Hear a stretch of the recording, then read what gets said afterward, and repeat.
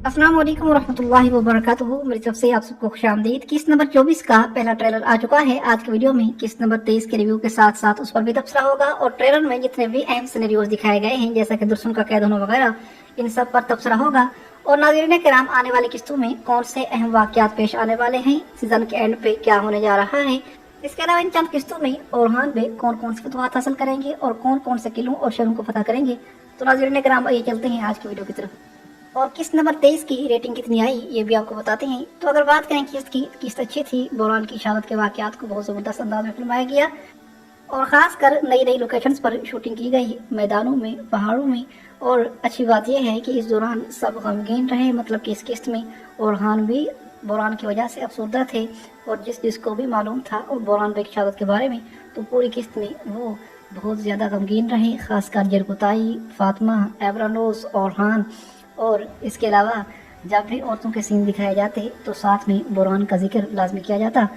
तो ये सब कुछ दिखाना बहुत अच्छी बात थी। इससे सिनेरियोज रियलिस्टिक लगते हैं क्योंकि बोरान बे, जैसा कि जरकुताई ने कहा कि वो 40 साल से उस्मान गाजी का साथी था, तो जाहिर सी बात है कि उसकी शहादत पर हर किसी को गमगीन और दुखी तो होना चाहिए। और जैसा कि ओरहान बे ने कहा कि मुझसे वो शख्स छिना गया है जिसने मुझे सरदारी सिखाई। जीत अब एक अजदहा बन चुका है। ऐसा लगता है कि ये मौत का फरिश्ता है और जहाँ भी जाता है लाशों का ढेर लगा देता है। और वैसे नाज़रीन किराम, इसकी शक्ल में काफी ज्यादा तब्दीली की गई है। ऐसा लगता है जैसे वाकई इसे आग में जलाया गया हो और मेकअप टेक्नोलॉजी के जरिए जिस तरह इसका चेहरा बदला गया है तो वाकई ऐसा लगता है जैसे इसे जलाया गया हो। और अच्छी बात है कि उसने अभी तक अपने जिस्म को पट्टियों से छुपाया हुआ है क्योंकि वो मुकम्मल तौर पर जल चुका है। बहरहाल, जिस तरह इसने एवरनोस को जलाने की कोशिश की और ऊपर से जरकुताई आ गया और ओरहान बे भी वहीं पर पहुंच गया और उस टाइम जीत ने हर किसी को ललकार कर ये कहा कि बोरान का कत्ल मैंने किया है और अब मैं बिल्कुल आपके सामने हूँ। तो ओरहान बे का वहाँ से पीछे हटना अच्छा नहीं था। मतलब कि भले ही पीछे शहजादे की फौज आ रही थी, जो कुछ भी हो रहा था, लेकिन ओरहान बे को कम से कम जीत को तो मारना ही चाहिए था। जिस तरह जरकुताई इंतकाम की आग में जल रहा था, तो इस तरह जीत का जिंदा रहना अच्छी बात बिल्कुल भी नहीं है। जीत को वहीं पर मार देना चाहिए था। बहरहाल, जीत को विलन के तौर पर बहुत ज्यादा पसंद किया जा रहा है, इसीलिए डायरेक्टर ने इसे कुछ मजीद वक्त तक ड्रामा सीरीज में रखने का फैसला कर लिया है और करीबन किस्त नंबर 25 में इसका किरदार खत्म कर दिया जाएगा। इसके अलावा ओरहान का स्पोर्चा को बचाने का सिनेरियो भी बहुत जबरदस्त था। किस तरह उसने शहजादे को चकमा दिया और खुद को एक बादमदीनी के तौर पर जहर करके उसने एंड्रोनिकोस को पागल कर दिया और खुद ओरहान से यही कहा उसने कि इसे कुस्तुनतुनिया ले जाओ। तो ओरहान ने जबरदस्त चाल चली और वो शहजादा जिसने एक शहनशाह को तख्त से हटाकर खुद उस पर कब्जा कर लिया, तो ओरहान बे ने उसे आसानी से पागल बना लिया। बहरहाल, शहजादे की कोई अपनी ताकत नहीं है, बस इसे सहारा है माबद के सुरमाओं का। और जैसा कि इस किस्त में दिखाया गया है कि पोप भी उनके साथ है और अब इस बागी शहजादे के हाथ में पूरी रोमन एम्पायर है और कुस्तुनतुनिया का निजाम इसके हाथ में है और पोप की हिमायत भी इसे मिल चुकी है।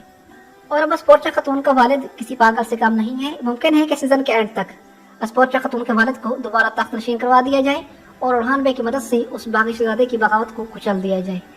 हलीमा खातून ने भी दुश्मन को छुड़वाने में बहुत जबरदस्त महारत दिखाई और बहुत थोड़े सिपाहियों के साथ उसने दमीर खान की काफी ज्यादा सिपाहियों का मुकाबला किया और बिलाखिर वो दुश्मन को रिहा करवाने में कामयाब भी हो गई।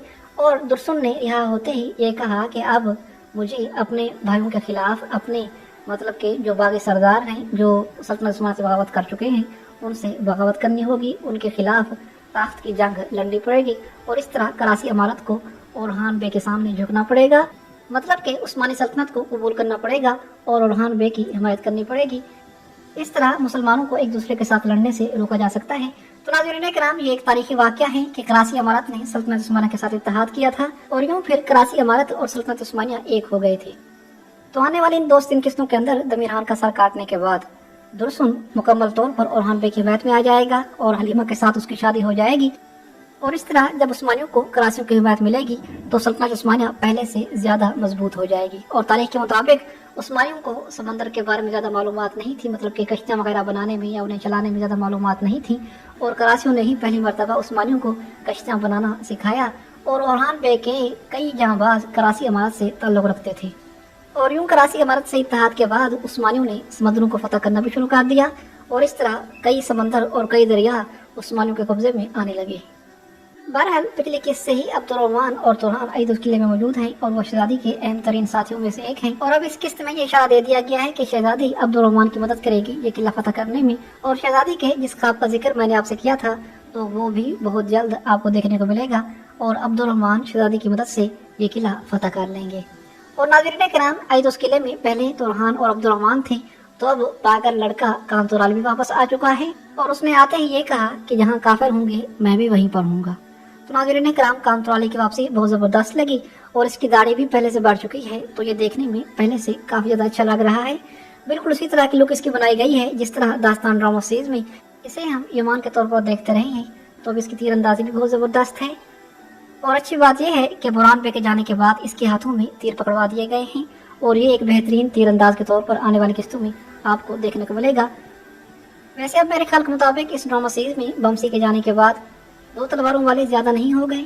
जरकुताई भी दो तलवारें इस्तेमाल करता है जंग के दौरान, मुस्तफा भी दो तलवारों का इस्तेमाल करता है और कांतुराली भी दो तलवारों का इस्तेमाल करता है। तो अब मेरे ख्याल के मुताबिक शायद कांतुराली आइंदा दो तलवारों के साथ काम लड़ेगा और वो ज्यादातर तीर इस्तेमाल करेगा जिस तरह बुरहान में उस्मान गाजी के साथ मिलकर दुश्मन के सीनों को चाक किया करते थे। ईद उस किले की फतह इसीलिए तखीर का शिकार हो चुकी है और इसीलिए इस किस्त में इसके सिनेरियोज कम थे, क्योंकि पिछली किस्त के शुरू में ही बुज़दाग ने ओरहान पे से कहलवा दिया था कि ईद उस किले की फतह में अब्दुर्रहमान के साथ कॉर्नर अल्फ आक्चाकोजा और कराजा अहमद भी शामिल होंगे। अब नाज़रीन किराम, उस दिन तो ये मालूम नहीं था कि कुल्लश ओरहान सीरीज को बंद कर दिया जाएगा और सिर्फ 26 किस्तें बनाई जाएंगी, लेकिन किस्त नंबर 22 के रेटिंग ने सब कुछ बदल दिया और बाजी पलट गई। तो अब बुज़दाग सोच रहा है कि वो अपने अल्फाज वापस कैसे ले, या तो कॉर्नर अल्फ आक्चाकोजा और कराजा अहमद की वापसी करवानी पड़ेगी या फिर इस चीज को मुकम्मल तौर पर इग्नोर करना पड़ेगा और एवरानोस और ओरहान बे की मदद से ही ये किला फतह करवाना पड़ेगा। बहरहाल हो सकता है कि महमूद बुज़दाग और रसीदा अदाकारों मतलब के बूढ़े अदाकारों को इस ड्रामा सीरीज में कॉर्नर अल्फ आक्चाकोजा और कराजा अहमद के तौर पर ले ले और यूं ओरहान बेका का हुआ डायलॉग भी पूरा हो जाएगा और ज्यादा बजट भी नहीं आएगा। बहरहाल देखते हैं कि आगे क्या होता है। वैसे अब जबकि ड्रामा सीरीज की सिर्फ चंद किस्तें ही बची हैं, तो बजाय इसके कि बुज़दाग और ओरहान बे की तारीखी फतूहात पर फोकस करें, वाकयात को घसीटा जा रहा है। लगता है अभी भी बुज़दाग ने राइटर को यह नहीं बताया कि ये ड्रामा सीरीज हम खत्म कर रहे हैं। ऐसा लगता है कि जो वाकयात उन्होंने पहले से लिख लिए थे उन्हीं पर ही ड्रामा सीरीज बन रहा है। ये कोई आम सीरियल तो है नहीं, कोई लव स्टोरी तो है नहीं कि जहाँ मर्जी खत्म कर दिया जाए। तारीखी ड्रामा सीरीज का एक उसूल होता है कि जब कोई सीरीज खत्म होती है तो खत्म होने के साथ ही तमाम उसकी तारीखी फतूहात वगैरह जो होती हैं वो दिखा दी जाती हैं। तारीखी जंगें दिखाने के बाद ही सीरीज का इख्तिताम किया जाता है। जैसा कि आप जानते हैं कि कुदस फातिह सलाहुद्दीन की सीरीज को फ्लॉप कर दिया गया, उसे बंद कर दिया गया, मजबूरन उस सीरीज को खत्म करना पड़ा। तो आपने देखा कि आखिर में जल्दी तमाम फतूहात दिखाकर यरूशलेम यानी कुदस की फतह भी दिखा दी गई। तो अब इन 3 से 4 किस्तों में जरूरी था कि इन निकम्मे राइटर्स को निकाल कर कोई अच्छे राइटर ड्रामा सीरीज की टीम में शामिल कर देता, राइटर टीम में शामिल कर देता जो अच्छा स्क्रिप्ट लिखते हैं और जल्दी इन्हीं 3 से 4 किस्तों के अंदर ओरहान गाजी की तमाम फतूहात को कवर करके बहुत जबरदस्त अंदाज में इस सीरीज को इख्तिताम पसीर करते। यह सफर कल का नहीं है, परसों का नहीं है, 1 या 2 सालों का नहीं है, बल्कि पिछले तकरीबन 11 से 12 सालों से हम ये सीरीज देखते आ रहे हैं। दरिल एर्तुगरुल से इस सफर का आगाज हुआ और अब जबकि कुल्लश ओरहान पर यह सीरीज खत्म की जा रही है, इस सफर का इख्तिताम हो रहा है, तो कम से कम बुज़दाग को चाहिए मद्दाहों के शौक का भी ख्याल रख ले और आखिर में कोई अच्छे सरप्राइज दे दे। बहरहाल मर्जी है बुज़दाग की क्या करता है क्या नहीं।